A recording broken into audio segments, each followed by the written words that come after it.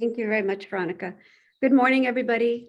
We'd like to thank you for being here with us and spending an hour out of your very busy day on this Thursday. Our goal is to have you here with us as a thought partner.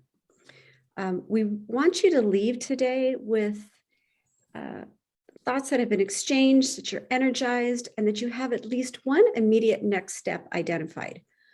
We acknowledge, though, you won't walk away with all the answers. This is a really big idea here, this SB 554, but we do want to gather enough from you to set the stage for us moving forward and to have more conversations. But we will do some problem solving today. And we're kind of unique here. Most of the time we walk away wanting answers. Today we want to walk away wanting questions. And this is your questions.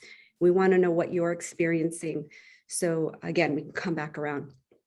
But I see everybody's putting their information in the chat. This is great. We do want to have introductions. What we would like as well, in addition to your name and your role and where you're at, is that we want to know your why. What is your why for taking on SB 554?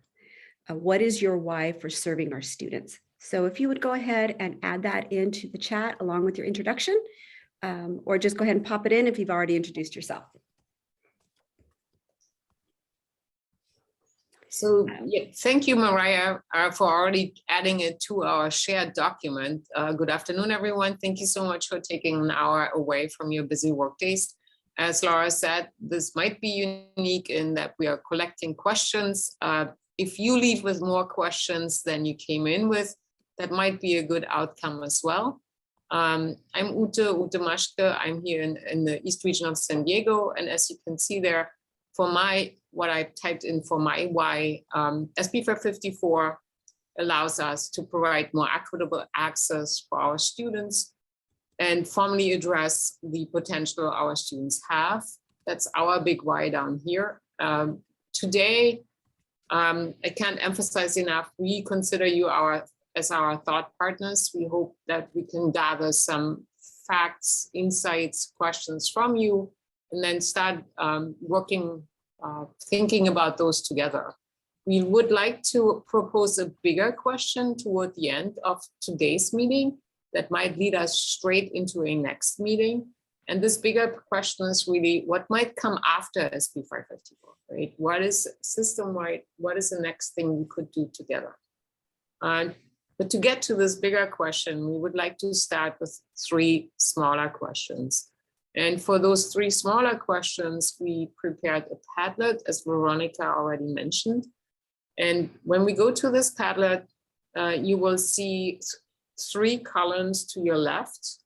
Those 3 columns will allow us to build the rows together. Many of you will be familiar with that activity. So go ahead, click the Padlet link in the Word document on your screen, on your desktop. I'll share the link to the Word document again in the chat.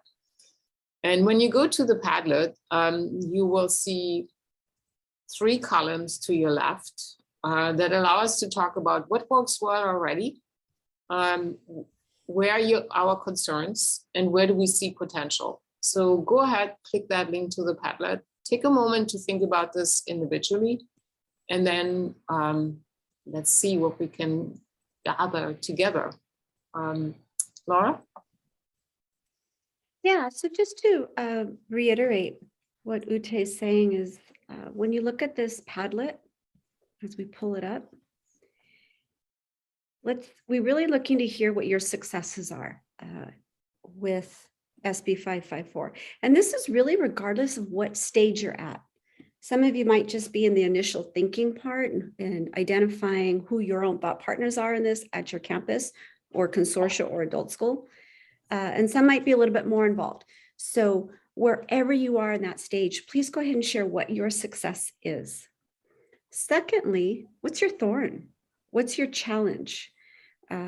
Again, this applies to whatever space you are in this SB 554 journey. And lastly, we want to hear, what do you think the potential is? What do you think the potential is for your adult school, for your students, with your consortia, or even in the building stage here at your community college? So if you'd please go ahead and share that. And just in case you're not quite familiar with Padlet, you can add your own comments by just clicking the plus under each column, and then either type, you can have a subject line, but feel free to also just type in the main body down here. And you then can also comment on somebody else's input. Yeah.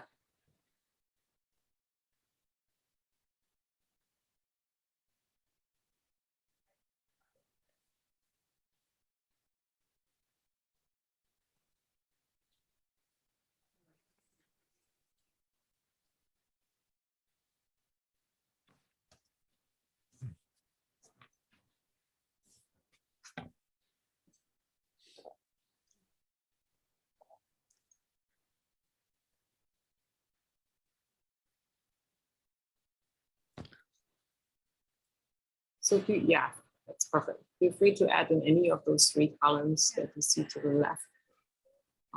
And if you're here, thank you for the person who said you're just here starting this conversation.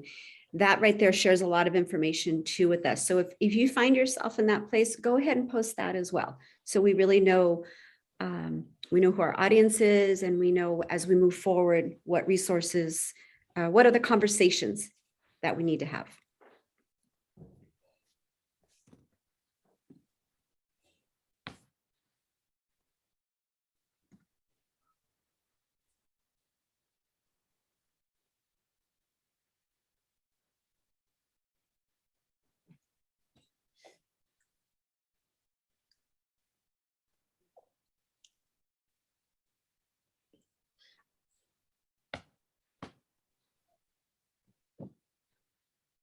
Yeah, while you're adding, I think sort of two items we want to definitely touch on is coordination or even collaboration between the college site and the adult school site. How does that work?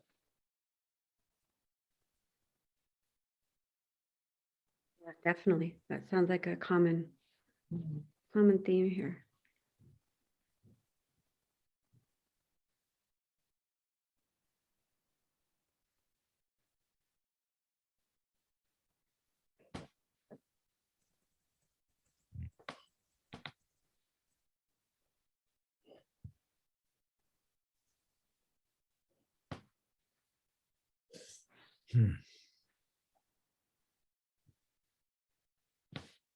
There's a really neat success story there, increasing enrollment from 8 students to 13.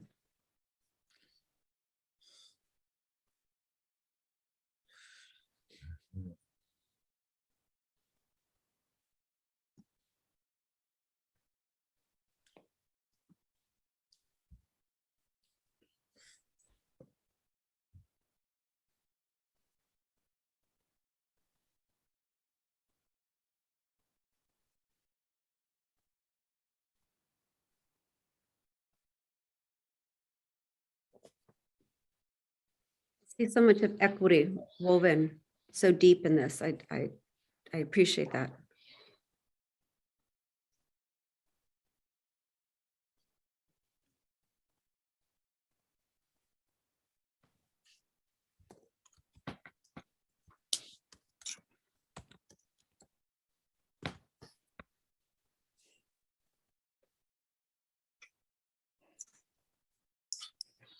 Thank you, Holly, for sharing the link again.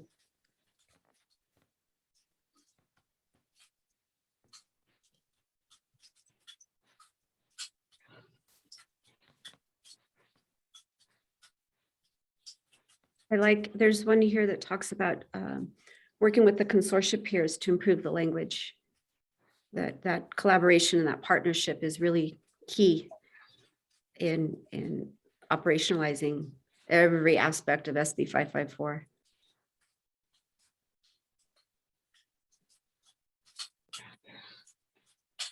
Oh, interesting.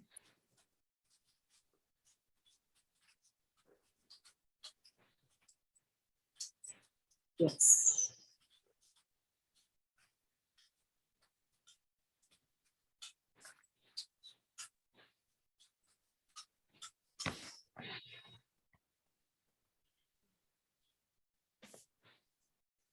Yes, that the post about the conflicting information, that is definitely something we can address moving forward and get some and provide some clarity on that.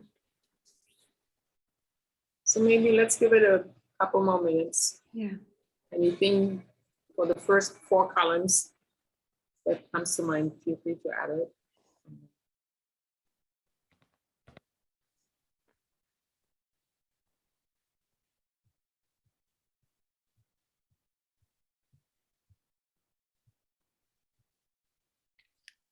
Yeah, and maybe we can right away also address the concern about any impact participation might have for students when they take future part courses.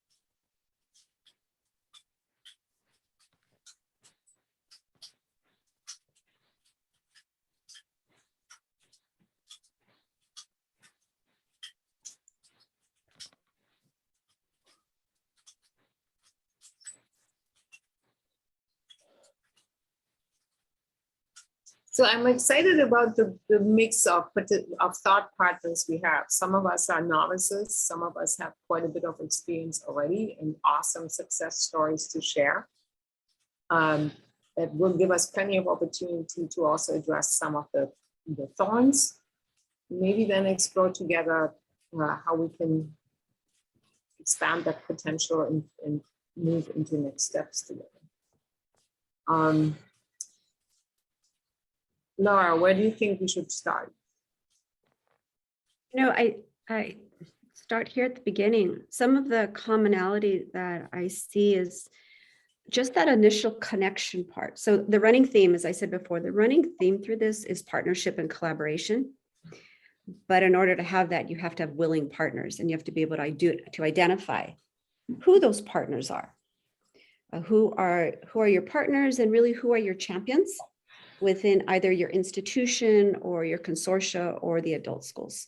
So I think learning a little bit about maybe from those who have been successful, how they were able to work with their consortia or within their college structure. I think that might be a great start.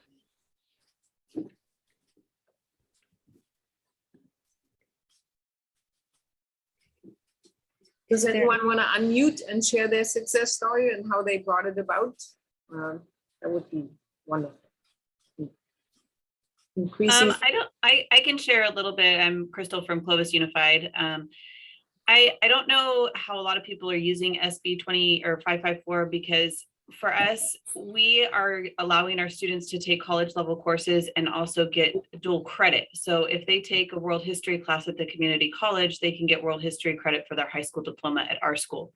So we have a really, really good partnership with our consortium's transition counselor and our Clovis Community College rep. So our consortium transition counselor is on our campus every week on Thursdays. Somebody is here every other Tuesday as well. So those students or those counselors meet with the students to find out what are their interests, what are their goals when they leave here, where are they going, what are they going to do. So if their goal is to go to community college, then what we do is we set them up with our community college representative who's on campus every Wednesday. And then they will start going through and trying to figure out, okay, what classes are you going to be enrolled in? Is there a way that we can get you enrolled in a class right now over at the community college that will also benefit you while you're here at the adult school?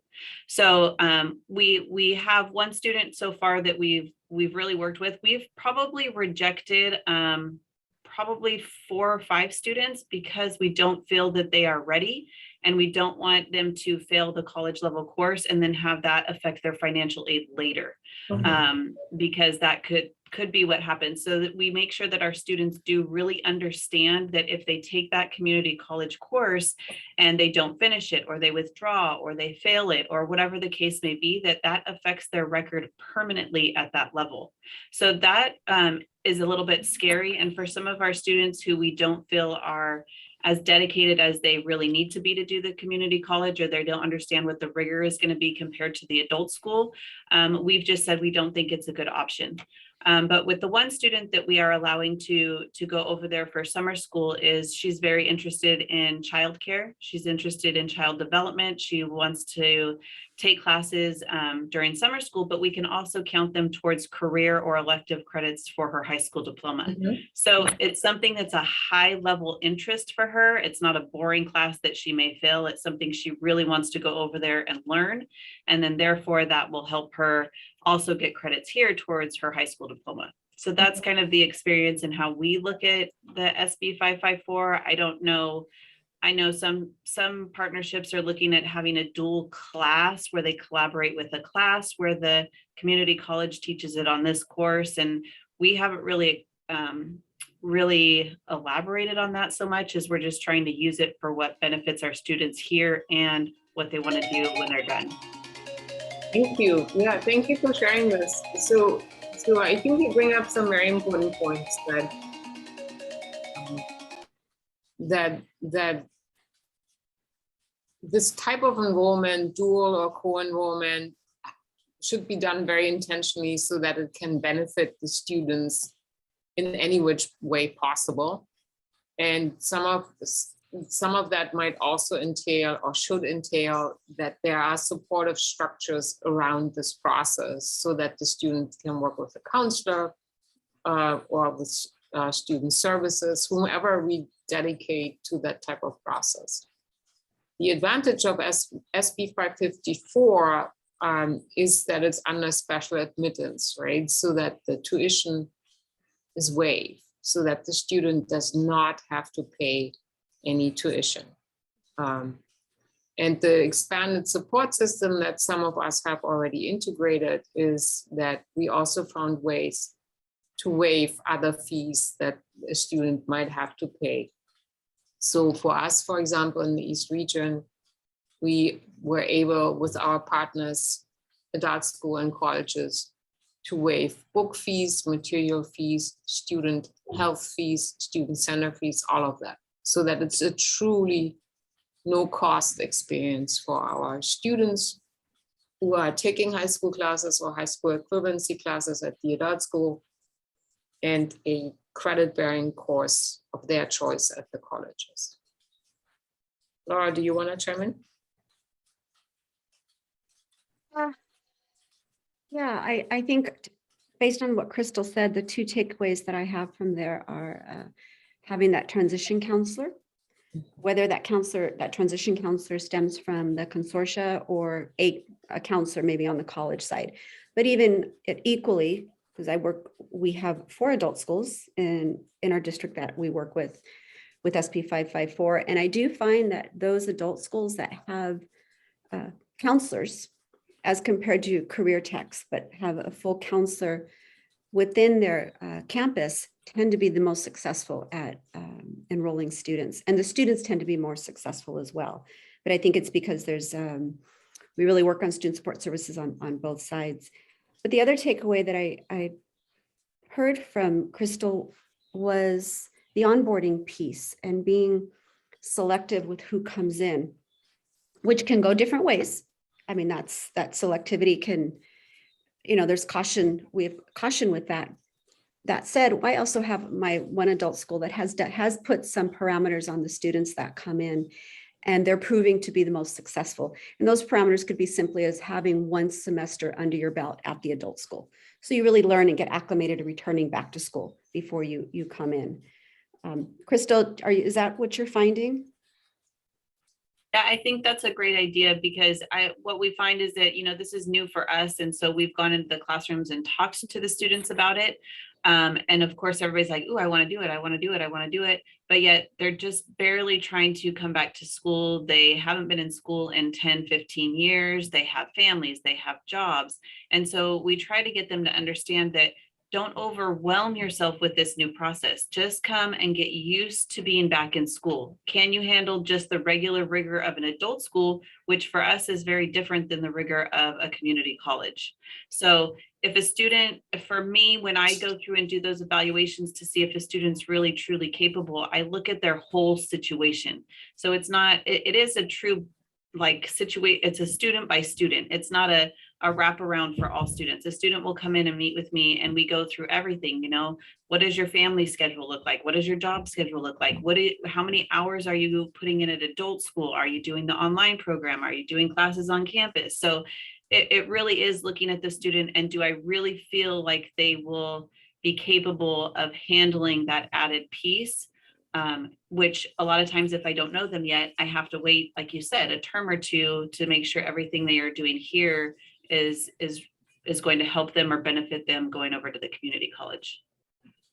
I have a tiny little bit, however, there, right? So SB 550, the beauty for me for SB 554 is also that the adult learner has a choice, a true choice, right? An opportunity in the choice.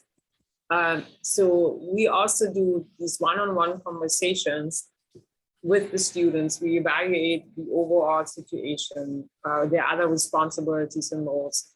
Sometimes we have a student who says, yes, I know, this is about da, but I wanna try it, right? So in which case, it's sort of a balancing act, right? We don't want to set up anyone for failure, but we also want to respect our adult learner in making that decision. So we also work very closely with those and select college courses that are a little less intense, and then also build in sort of a timeline where we say, try it out. You can drop this course without any penalty, right? You have a grace period. If this is, and students, I think, very quickly pick up whether it's too much or more than they can stomach right now. So we make sure that they drop out within the 2-week dropout period. Just to build, it doesn't happen very often, but we have that option also. For most of our students, it is that conversation one-on-one, looking at their whole lives, at responsibilities, and then usually deciding on one college course to just try it out, to start it out. That seems to work fairly well.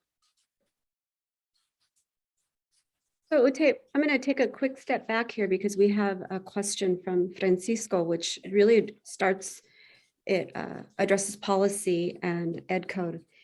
The question was, does residency apply to students enrolled in college courses at SB 554? So the answer is SB 554, the legislation, and then ed code says that at a local decision, it could be authorized that non-resident students can enroll using SB 554. It doesn't say it shall, it doesn't say it says it may. So in other words, in our case, we use just our VP, but our VP or governing board can authorize non-resident or undocumented students to access SB 554 and take college courses for free. So this is the equity anchor in this legislation. How that came about was that when SB 554 was written, it mirrored dual enrollment legislation. Within dual enrollment legislation, because the students were minors, the question about residency was left out. The legislator just went ahead and said, yes, obviously we're not going to require minors to show if they're residents or have citizenship status. So when we wrote the legislation, or when it was written for SB 554, the ed code for that was in there, but apparently it wasn't read, and we didn't put lights and sirens around it, so it was able to get passed through with that written in there. So absolutely yes, SB 554 is a key mechanism to enrolling undocumented students. So here's a little piece behind that. When they're enrolling in the adult school, should that student have their secondary credential from their home country, that's great. They can still enroll, obviously, at our adult schools working on a GED or high school diploma. So it's not just having a secondary credential, it's a United States secondary credential. Even so much so as we've had some students who possess a GED go to the adult school and say, well, now I actually would like to complete my high school diploma. I don't want the GED. I want a full diploma. I want the full credential. And the adult school will re-enroll that student or will enroll that student. And then they're also, again, eligible for SB 554. But that is a local decision. Yeah. At our colleges and our adult schools, we actually started that conversation not with a dual enrollment director or manager or with whatever that position might be called. But we met directly with admissions and records and with faculty to present to advocate for SB 554 implementation. And that worked amazingly well. Once we sort of steered the conversation into that direction, here's an opportunity for adult learners to experience college without too much risk or very little risk, really. Might you be willing to help us facilitating that dual enrollment process? Faculty and admission and records were on board, right? If someone came in with non-residency status, admissions and records has the opportunity, the first option to clear that student for special admission status. So we started our conversation there, which in hindsight also allowed us to not always compare it to the high school dual enrollment processes. In my experience, that was sometimes sort of an unnecessary distraction to always compare it to how does this dual enrollment process work for high schools. In a way, SB 554 is a little bit different. And if a student drops a course within the grace period, there's no penalty or no negative consequence whatsoever for that adult school student. It does not have any impact on financial aid at all, right? So participating in SB 554 does still allow a student to later participate in college promise programs and other initiatives and the whole other support structure that is already in place. So someone wrote that a thorn is we don't have a dual, we don't have a dual enrollment director at our community college. Go directly to admissions and records. That might also be a good starting point. So there's a question there on financial aid and grades. Mm-hmm. Does anybody have any experience in that, on seeing how their students' grades have posted and if it's had any, or what effects has it had on the backside? Anybody can share about that?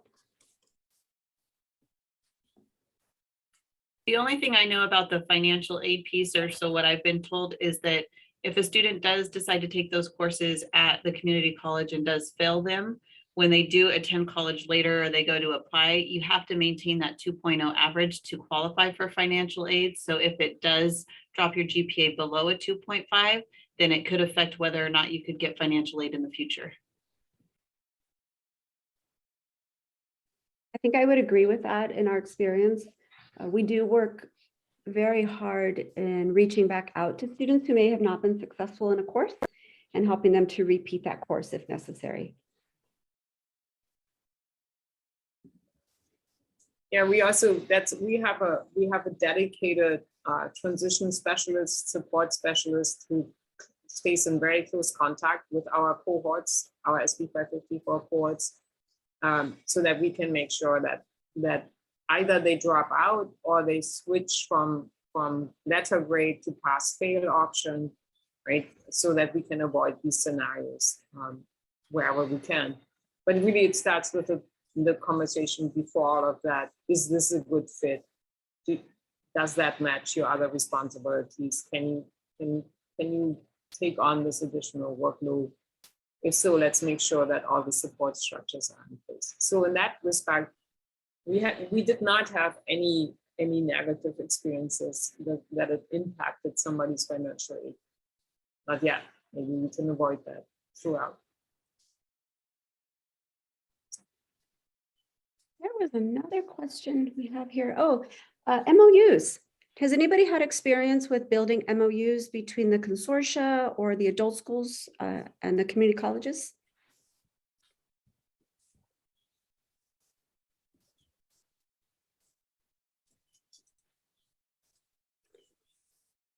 I'll take that as a no. So that's an area that we can maybe jump into later. With us, we don't have an MOU, and to be honest, we've been really remiss on not getting our policy, our board policy, and we've built everything with our adult schools, but that is an area that needs to be refined.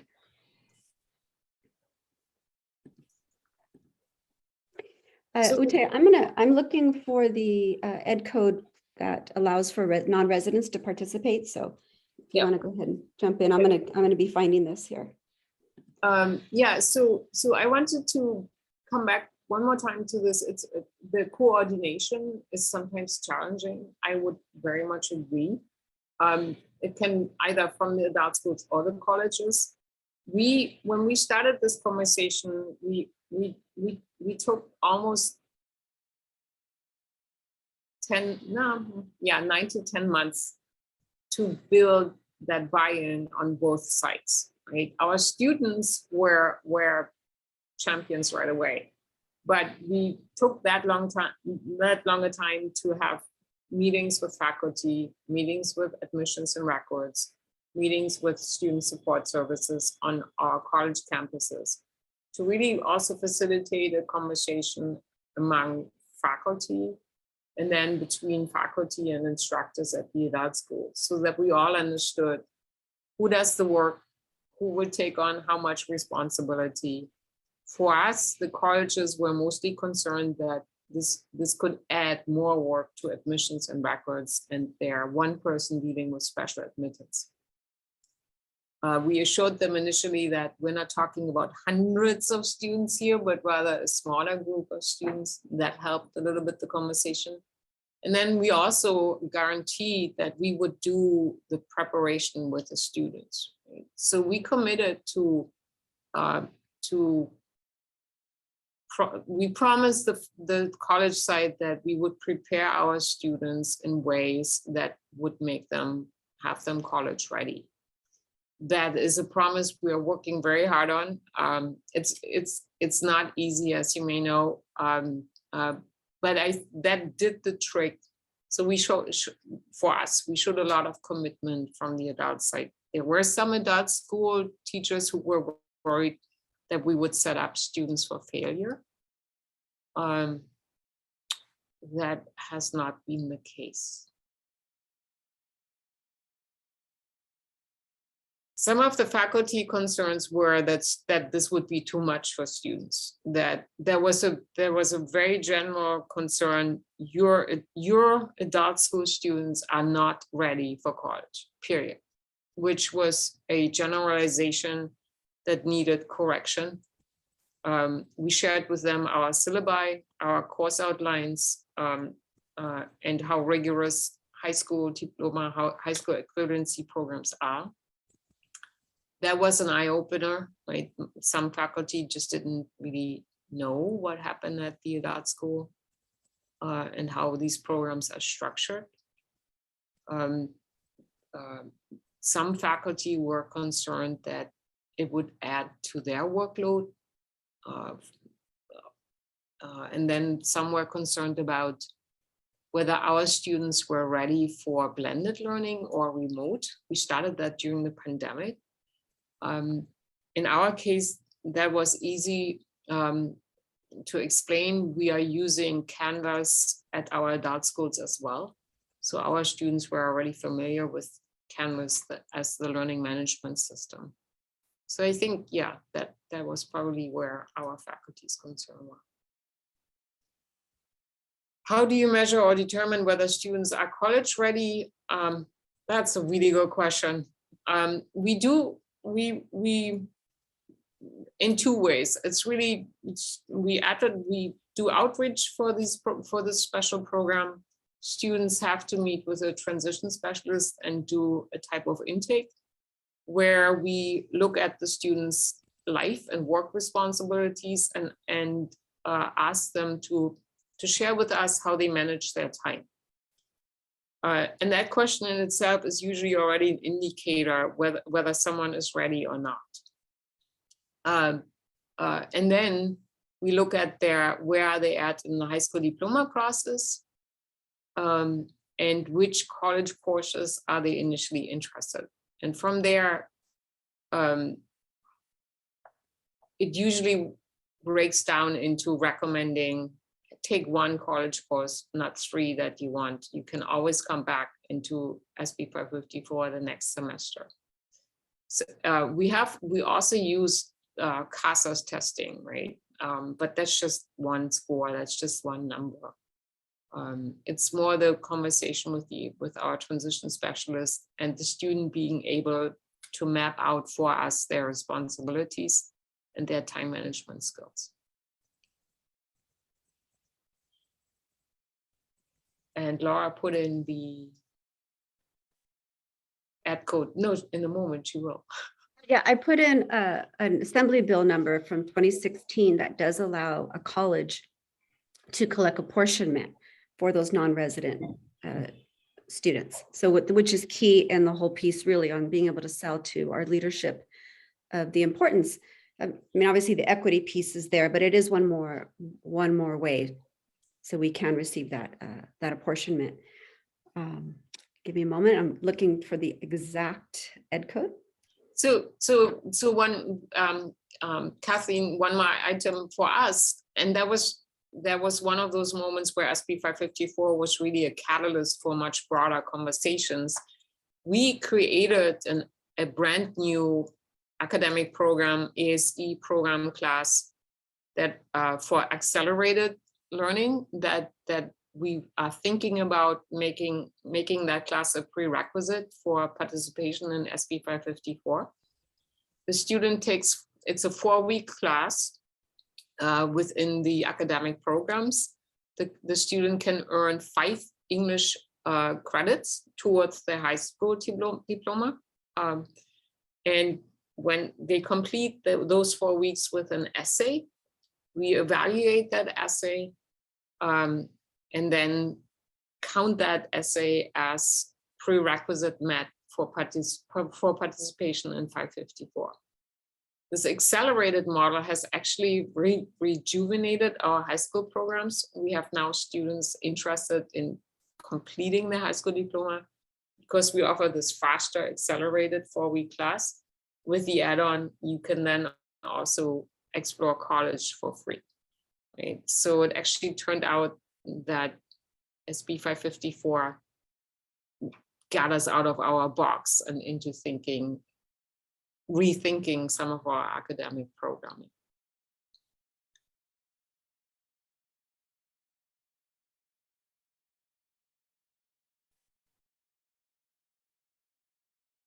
Okay, some ideas. So one of the questions in the chat was on the Padlet was also about conflicting information, whether or not dual enrollment can be extended beyond high school diploma, high school equivalency participants. Laura, do you want to chime in there, or are you still looking?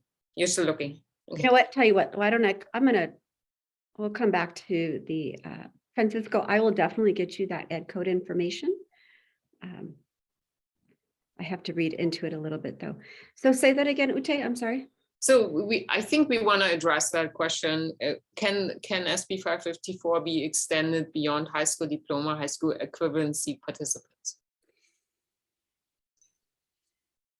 The anchor of SB 554 is the student's enrollment in an HSD or HSC program. That is the true anchor of the actual legislation. It was mirrored off of the current and past research of high school dual enrollment. So the short answer is no. A student does need to be enrolled as a high school diploma or high school equivalent student. That said, there are creative ways to do this. There are creative ways to incorporate other adult school students. So a couple examples with us. One of my adult schools, they have a cohort of ESL students who are also enrolled in GED prep. They have a civics pathway, a business/civics pathway as part of their program and part of their ESL and program. So they've supplanted one of their pathway business courses with a credit course from us. So these are ESL students, but they've cohorted them in a GED prep group as well. So they're technically they're dual enrolled in the sense at the adult school, but then dually enrolled with us for credit courses. So, you know, can you enroll just a straight ESL student into SB 554? No, because that anchor, that key still has to be the Hsd, Hsc, some type of secondary credentialing current enrollment. When we process students, so we use FormStack, completely electronic processing. The student completes a FormStack and they sign and verify, e-sign, that they are in fact enrolled in Hsd, Hsc.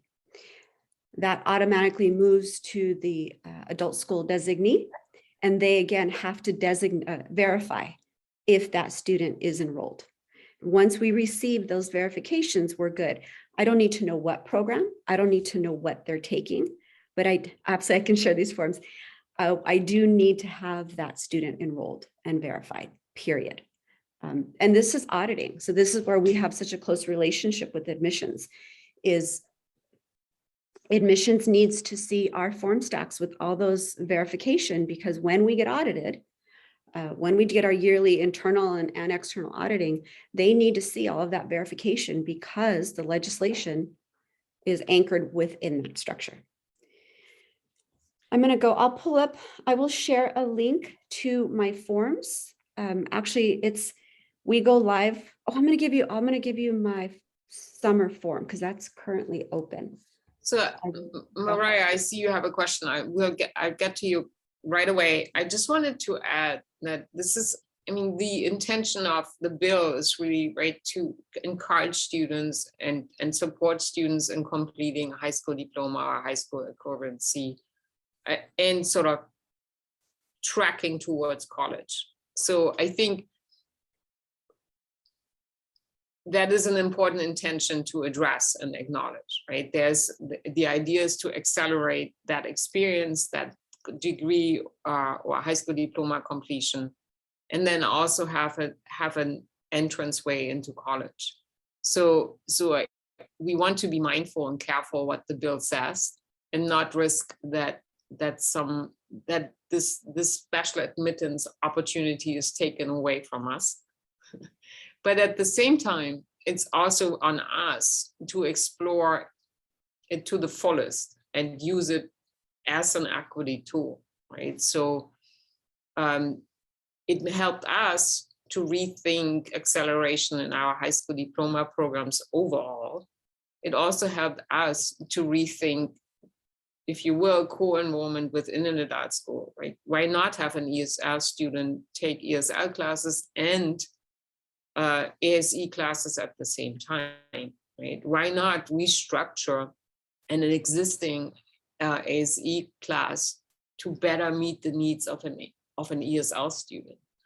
So it's also opening up, I think, opportunities for us to rethink adult school structures and break away a little bit from the sort of traditional program approach. There's ESL, there's ABE, ACE, and there's CTE. And the same thing for career training programs. Why not have high school and career training at an adult school and at SB 554 as an extra? I posted a link to our application for summer. Just a little background. At CAEP, we offer two different versions. So we have what we call Adult Ed Partnership, which are pre-selected courses that are available to our SB 554 students. In these pre-selected courses, you choose your course and we will enroll you. We do batch enrollment. Under our dual enrollment program, the student can take any course that's available that particular term, provided it's not a PE course, which is, we don't allow that. But the student has to self-register on their assigned registration date. So that's without going into processes, we offer it 2 different ways. The link that I sent right now to FormStack is for the one that has, I think we're offering for summer 25 or so courses that are available. We cap enrollment, so we ensure that they have a seat if it's not listed on there. So this might show just a handful of classes. It's because the remaining have filled. We remove it once a class fills.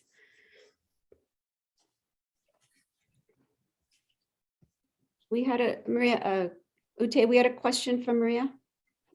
Yes.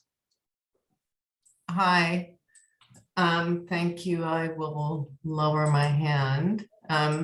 It's going back to something that Laura was talking about at Chaffey College around the auditing process.